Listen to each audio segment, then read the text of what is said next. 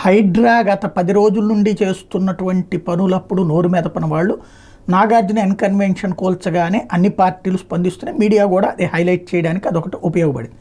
కాకపోతే ఇప్పుడు విమర్శించేటటువంటి వాళ్ళు అదెందుకు చెయ్యవు ఇదెందుకు చెయ్యవు అని మాట్లాడేవాళ్ళు రాజకీయ పార్టీలు అట్లా మాట్లాడితే ఈ టైంలో ఏమనిపిస్తుందంటే రేవంత్ చేస్తుంది కరెక్ట్ అయితే వీళ్ళందరూ ఆపడానికి ప్రయత్నిస్తున్నారు అనిపిస్తుంది. ఎందుకు అట్లాగా? చక్కగా ప్రతి పార్టీకి తెలుసు కదా ఎక్కడెక్కడ కబ్జాలు ఉన్నాయో. ఎదుటి పార్టీ వాడు ఏది కబ్జా చేశాడో యువతల పార్టీ వాడికి తెలుసు కదా. భారతీయ జనతా పార్టీ వాళ్ళు బీఆర్ఎస్ వాళ్ళ కబ్జాలు, ఎంఐఎం వాళ్ళ కబ్జాలు, తర్వాత కాంగ్రెస్ పార్టీలు వాళ్ళు కబ్జా చేసినటువంటి ప్రదేశాలకు ఆ చెరువుల దగ్గరికి బృందాలుగా వెళ్ళండి, మీడియాను పట్టుకెళ్ళండి, చూపించండి. ఇదిగో ఇది చెరువు కబ్జా, ఇది చెరువులో ఉందా లేదా, ఇదిగో బఫర్ జోన్ అంటే ఇట్లా జరిగిందా లేదా, ఇది తీయండి వాళ్ళని. అదే సందర్భంలో కాంగ్రెస్ వాళ్ళు ఉన్నారు, కాంగ్రెస్కి సంబంధించినటువంటి వాళ్ళు అటు బీఆర్ఎస్ వాళ్ళ కబ్జాలు బీజేపీ వాళ్ళ కబ్జాలు తీసుకొచ్చి ప్రపంచానికి చూపించండి.